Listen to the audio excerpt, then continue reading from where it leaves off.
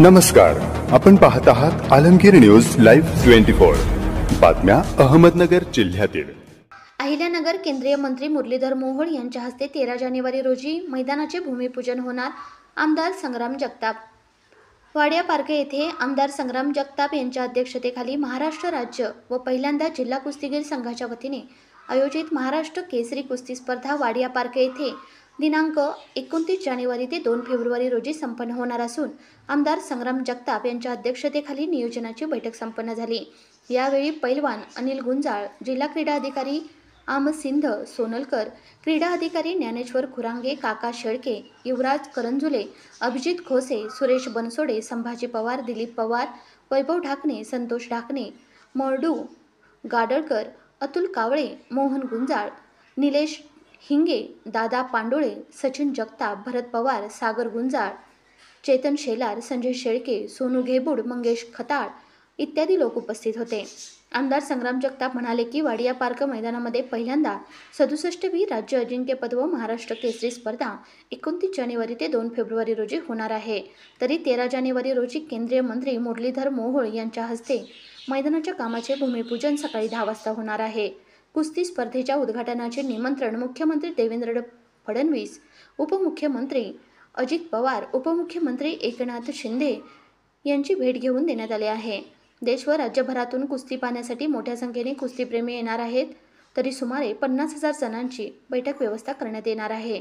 या ठिकाणी लाल मातीचे व मॅटचे असे 2 मैदान तयार केले जाणार आहेत। देशात महाराष्ट्र केसरी कुस्ती स्पर्धेचा नावलौकिक होईल अशी तयारी केली जात आहे। अहिल्यानगर जिल्हा हा कुस्तीपटांचा म्हणून ओळखला जात आहे। नवीन कुस्तीगीर निर्माण करण्यासाठी त्यांना चांगल्या दर्जाच्या सुविधा व मार्गदर्शन देण्यासाठी वाडिया पार्क मैदानामध्ये आंतरराष्ट्रीय दर्जाचे मैदान निर्माण होणार आहे।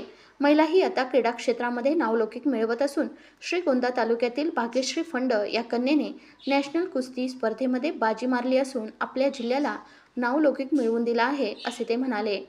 आमदार संग्राम जगताप यांनी वाडिया पार्क मैदानात होणाऱ्या महाराष्ट्र केसरी कुस्ती स्पर्धेच्या नियोजनाची बैठक मैदानातील मातीत बसवून घेतली असून कुस्तीगीरांना नियोजनाची जबाबदारी दिली आहे। राज्यातून सुमारे 950 कुस्तीपटू सामील होणार आहेत। प्रत्येक जिल्ह्यातून माती व गादी गटातील 20 खेळाडू सहभागी होणार आहे असे ते म्हणाले। ही स्पर्धा आपण सर्वांना ज्ञात आहे की काही दिवसापूर्वीच सोमवारच्या दिवशी, आज शुक्रवार आहे, पण सोमवारच्या दिवशी आम्ही या राज्याचे मुख्यमंत्री देवेंद्र फडणवीस साहेबांना भेटलो। मंगळवारच्या दिवशी सकाळी उपमुख्यमंत्री अजितदादा पवार साहेबांना भेटलो।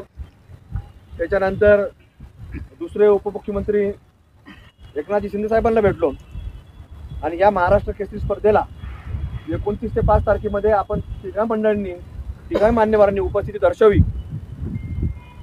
अशा प्रकारचं निमंत्रण देखील दिलं आहे। आणि तिकडनं आल्यानंतर बुधवारच्या दिवशी सकाळी आम्ही पत्रकार परिषद घेतली आणि पत्रकार परिषदेच्या निमित्तानं आम्ही सर्वांनी जाहीर केलं की या